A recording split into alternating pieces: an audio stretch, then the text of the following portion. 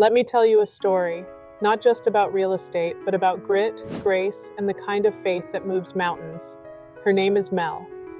Years ago, Mel ran a small cleaning business. It wasn't glamorous, but it was honest work. She scrubbed floors, wiped countertops, and made other people's homes sparkle, even on the days when her own light felt dim. Every early morning and late night was spent working with her hands, aching muscles, sore knees, and a heart that kept whispering, "There's something more for you." She didn't grow up in a world of business suits and closing tables. She grew up learning how to work hard, be kind, and pray when things got tight. And things were tight. She made just enough to get by, enough to keep the lights on, enough to put food on the table, but never enough to breathe easy. But Mel had a dream to hang up her mop and pick up a key.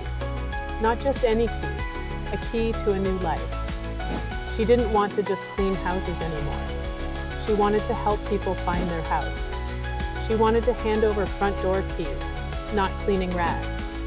Mel didn't know exactly how to make it happen, but she knew who she could trust. So she started praying differently, less about surviving and more about stepping into her purpose. She asked God to open a door, and He did. That door was us. When Mel joined our company, she was nervous, terrified actually. She wasn't polished or fancy. She didn't have a network or a big following, but she had heart. She had humility, and she had a goal, to earn more than she ever had cleaning homes. That first year, she beat it. By the grace of God and her belief in herself, she did it. Mel worked relentlessly, but this time not just with her hands, with her mind, her heart, and her voice. She started telling people her story. People listened.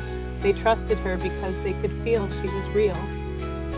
She'd walked in their shoes, sometimes literally. She didn't sell houses, she served families.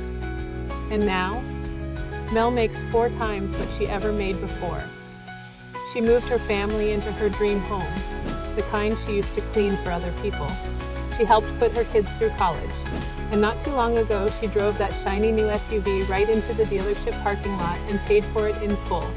No debt, no doubt, just done. But if you ask Mel what the biggest win is, she won't say the money, she won't say the car, she won't even say the house. She'll tell you it was the moment she decided to believe. The moment she stopped shrinking herself and started trusting God's timing. The moment she realized she wasn't just meant to clean homes. She was meant to change lives.